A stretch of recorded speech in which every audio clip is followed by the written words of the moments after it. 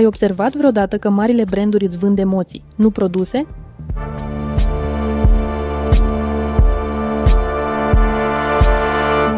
Dar ce-ar fi dacă ți-aș spune că una dintre cele mai mari companii din lume ți-a hackuit creierul fără ca tu să-ți dai seama?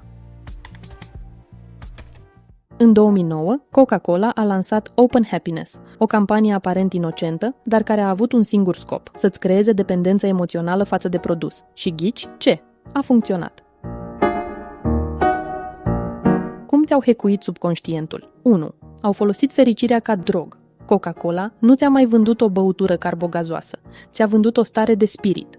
Ori de câte ori ai vrut să te simți bine, subconștientul tău deja făcuse asocierea. Bea Coca-Cola. 2. Te-au prins în capcana neuromarketingului. Muzică veselă, culori stridente, mesaje pozitive. Toate astea au declanșat eliberarea de dopamină în creierul tău. 3. Te-au făcut să te simți parte din ceva mai mare. Nu era doar despre tine. Coca-Cola îți spunea că fericirea vine din împărtășirea momentelor cu alții. Vrei să știi cum să folosești și tu această strategie, chiar dacă nu ai bugetul Coca-Cola? Sunt Emilia Voicu, consultant în marketing digital cu peste 10 ani de experiență, iar misiunea mea este să-ți arăt strategiile ascunse pe care brandurile le folosesc ca să-ți ia banii și îți ofer strategii precise pe care le poți folosi pentru a-ți crește afacerea. Coca-Cola nu doar că ți-a vândut o băutură, dar ți-a implantat în minte o emoție, fericirea. Dacă o companie mică vrea să folosească această strategie, trebuie să aplice aceleași principii pe scară mai mică, dar la fel de inteligent. Cum implementezi strategia Open Happiness pentru afacerea ta? 1. Găsește fericirea ta. Ce emoție vrei să asociezi cu brandul tău? Nu trebuie să fie fericire.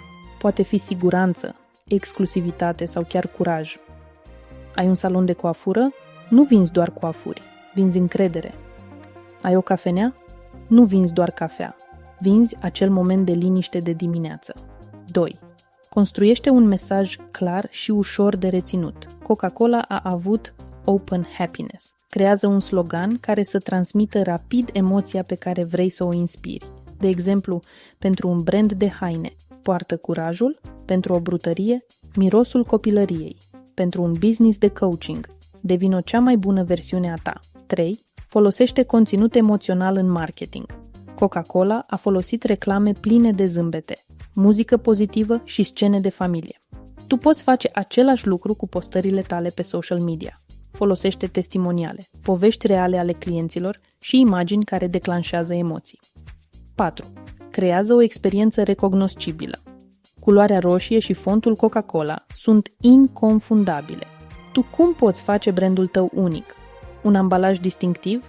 O atmosferă unică în magazinul tău? 5. Coca-Cola nu a fost despre sticle, ci despre împărtășirea momentelor. Creează o campanie care îi face pe clienți să interacționeze. Un hashtag unic pe social media. Un concurs cu povestiri despre cum produsul tău le-a îmbunătățit viața. O ofertă specială pentru cei care își aduc prietenii. Exemplu real. Un mic magazin de prăjituri a aplicat această strategie creând o campanie numită Gustul copilăriei și a încurajat clienții să împărtășească amintiri despre prăjiturile făcute de bunicile lor. Rezultatul? Creștere de 400% în vânzări în doar 6 luni. Acum e rândul tău. Nu ai nevoie de miliarde pentru a-ți face brandul de neuitat. Trebuie doar să vinzi o emoție, nu un produs. În următorul episod îți dezvălui cea mai subtilă și eficientă strategie prin care brandurile te fac să cheltuiești bani fără să-ți dai seama. Crede-mă, o vei putea folosi și tu